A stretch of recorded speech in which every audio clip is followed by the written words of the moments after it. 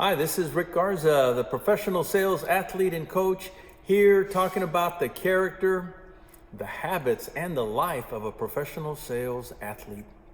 For those who may be new to this season 2, we're talking about, and we walked through the 5 declarations of a professional sales athlete. Spent a little bit of time yesterday on declaration number 3, which talks about being a person of character and the role that endurance plays in being a professional sales athlete. But today I'm going to talk about something that's a little bit maybe harder to get our mind around it or our hands around it. But if you've seen it and if you've experienced it, you know exactly what I'm talking about. And that's going back to declaration number 2 of the professional sales athlete. And declaration number 2 says, I declare that without the partnership and support of others, I will never reach my full potential. Others are essential to reaching the full potential of being the professional sales athlete that I'm destined to be. In pursuit of my dreams, I will always thank others for their support and treat them as the special and significant individuals they are. Without them, I am unable to achieve that which I am destined to be. Easier to read the words, hard to live it out in the middle of a battle in the arena of sales when you're out there and you're carrying that quota, you're carrying that team or leading that team, and you're having to make decisions and make some tough choices along the way. And then when you accomplish something and you get recognized, it sure feels good to get the glory. It feels good to get the pat on the back. It feels great to be able to be told you are part of the elite. You are that 1% that really drives the success of the company or of the organization. But declaration number 2 attempts to kind of keep us humble, keep us in a state of mind that even though we're getting those accolades, even though we're getting those recognitions, we're no better than anybody else who didn't make it or who tried and failed. We're all humans who are trying to get better in our world. But you know what happens is, and I'm speaking of myself, so if this applies to you, by all means, please take note, is we get so caught up in trying to meet the deadlines, we miss the people around us.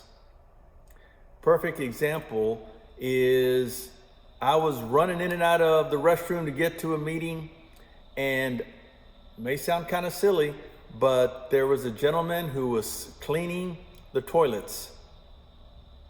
And I made it a point, with sincerity, thank him for doing the work he did, because it was clean and I felt comfortable going in there knowing that he was taking care of it.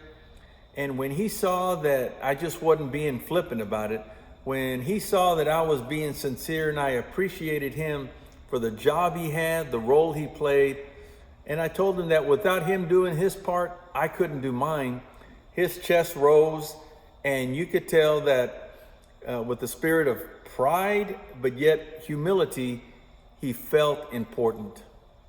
And see, that's the whole thing about declaration number 2, is feeling and recognizing there are other people out there who have made a difference to allow us to get here.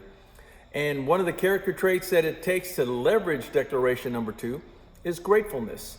And gratefulness is the ability, the recognition and appreciation of others for what they've done for me, right? And what they have allowed me to accomplish. What they've done for me, what they've allowed me to accomplish. You know, I don't want to try to hype you up to make it a point to go and make people feel important.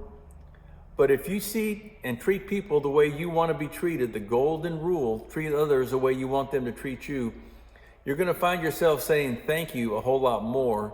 And not the thank you that comes out just because we're courteous and we're supposed to say it, but the one that actually talks to the janitor, talks to the person cleaning the restroom, or talks to the person who's serving you your meal at lunch, or talk to your spouse or your children and let them know not only that you're grateful, but tell them what they've done. Sometimes we don't know that we're doing things and helping others unless we're told that. And the whole notion of doing and being grateful is not for manipulation. No, because see, when you show a sincere gratefulness based upon what others have done to invest in your life, they sense it, they know it, they feel it, and you radiate upon them true love. And when somebody receives true love in their heart, in their mind, and in their soul, it causes them to rise up and want to do more, because that's just how we're designed to live, to do more and be more, as long as there's someone who believes in us. Have you been grateful today? You still got time. There's the in-person thank yous and why you're thankful for them. There's the video messages like we're doing here to say why you're thankful for someone. There is social media. There is the phone. Don't let this moment go by without sending someone a thank you message. I got to see my dad this morning, and at the age of 91, it's a honor and a treasure to be in front of him. And I just thanked him for being my dad and for all the things he did that I never really saw or shared with him when I was growing up. And it felt good. He received it, walked away knowing I touched someone's life, and we're both better for it. I can go on gratefulness forever, but we have to do it and act it out. So as a professional sales athlete, take that character trait of gratefulness, show someone through your actions and words how they made a difference in your life because of the things that they do day in and day out, and watch what happens to them, but what happens to you as well. Take care and make it a great day, and go sell something.